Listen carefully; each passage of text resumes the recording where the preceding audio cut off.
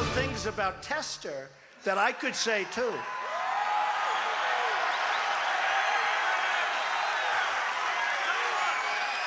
And if I said him, he'd never be elected again. President Trump in Washington Township, Michigan, seeming to threaten Senator Jon Tester of Montana, the Democrat on the Veteran Affairs Committee, who this week released information that he had been given, unverified information, about Dr. Ronnie Jackson, who was at one point the nominee to be Veterans Affairs Secretary. And the president has been going after Tester very hard this after Dr. Jackson withdrew Says he won't win his nomination. We're joined by some new members of our august panel. Carrie Sheffield, I want to bring you in, conservative commentator, national editor of Accuracy in Media. There are two sides to this, right? Sure. Look, there's a question about whether Jon Tester should have released the information he should have released, but now there's this question about whether the President of the United States should be going in front of a large rally and saying, I know things about Jon Tester that I could tell you. Sure. Well, I think that's him speaking in frustration. So if you look at the record of confirmation, in modern presidential history, this president has seen the fewest number of nominees who have been approved. We're talking 51% through his first year versus 60, 70, 80% for other presidents. So I think there's a basic lack of trust, a basic lack of decorum, a basic lack of... Doesn't that come down fundamentally to the White House not vetting this nominee first? Yeah. Well, here's the question.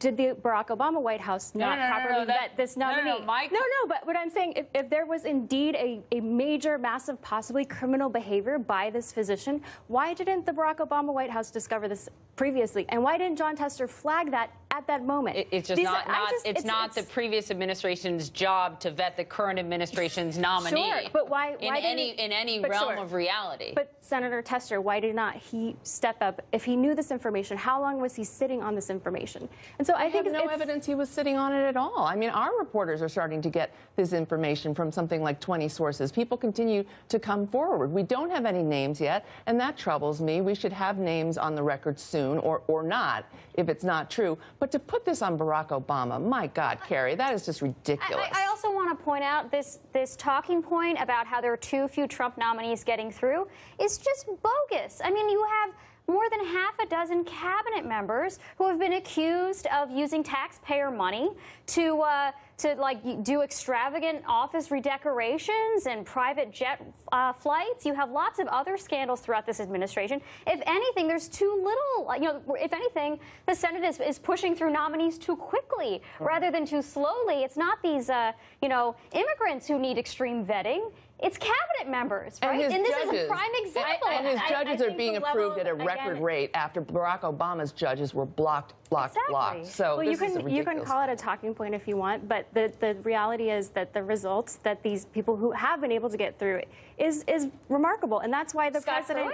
No, absolutely. In terms of the regulatory rollback, you see the Wall Street Journal reporting the billions of economic growth that will be brought to pass by the rollback in regulatory. Let me ask this: we're also joined tonight by CNN presidential historian Douglas Brinkley in the panel right now. Doug, again, back to the question of the president threatening Jon Tester. I know things about Jon Tester. I know that presidents dating back, to our, well, not our first president, because George Washington was really nice, but every president after that basically has very sharp elbows, although I don't specifically recall a president essentially saying, I know things about this guy. Right. Not in a speech like that. If you listen to the Nixon tapes, it's all sorts of that information, but it's done in a But that's an interesting comparison. Right. It's done in a subterranean way. I think we all need to recognize that Admiral Jackson's a great American. He had great service.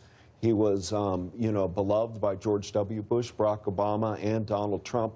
But he got caught up in the maw. He became debris in the superhighway of our news culture today. The White House didn't vet him properly. Donald Trump threw him on Congress. And then I think Senator Tester got ahead of himself doing media appearances, particularly with Anderson Cooper, when he called him the Candy Man, which seemed to me a little bit of an extra knife put in that wasn't helpful. So Trump didn't vet properly. Tester, I think, went after him in a ad hominem way. And I think that speaks to the level of bias that this White House is having to deal with, the level of people who go after in an ad hominem way. That's why my alma mater, the Harvard Kennedy School, found that 90% of press coverage of this president has been negative. So you want to talk about the president skipping this dinner? You're talking about a study looking at select in the first 100 days of the presidency. Well, I would imagine that it's probably even worse, if not comparable. Are you saying that you think it's been better?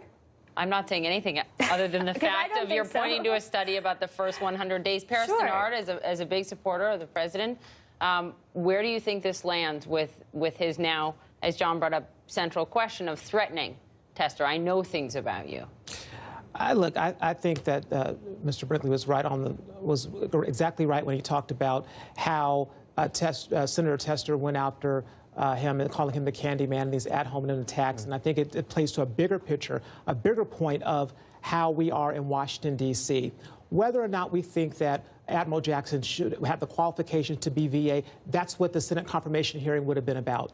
But there are political questions to say, if someone told you something that you were not able to substantiate, or they wouldn't even go on the record with their name, like you said, your reporters don't even have the actual people giving this information will be named as a source, then why would you go out to the press and say these information without it being vetted?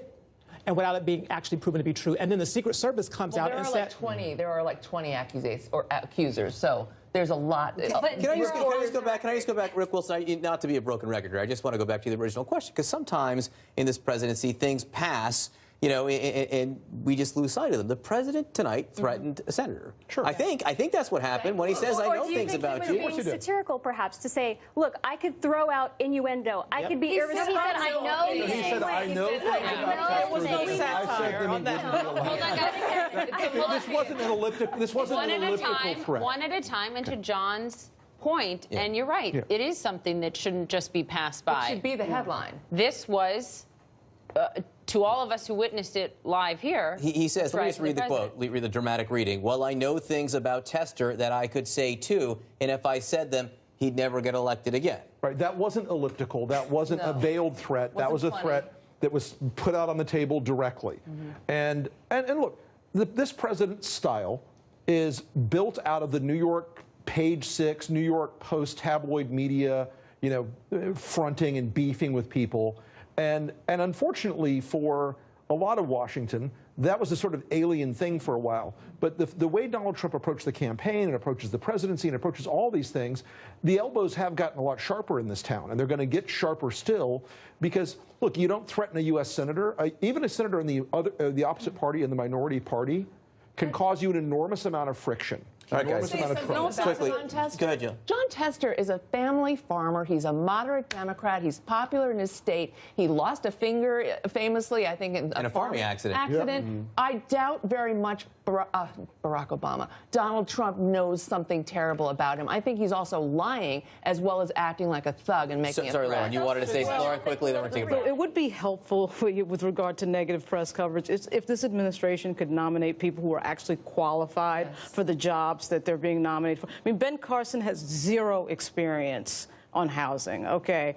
I mean, Admiral Jackson was going to lead one of the most important agencies that we have, Veterans Affairs, and he has no experience in management. I mean, that's on Donald Trump. That is on Donald Trump. Hang on, before we go off on another cabinet department, we're going to take a quick break because we have a full one more time, full night ahead. As the comedian gets ready to take the stage in the White House Correspondents' Dinner, we're going to get a chance to speak to a comedian who has not only hosted this very dinner, but has also played Donald Trump. Darrell Hammond joins us. Stand by.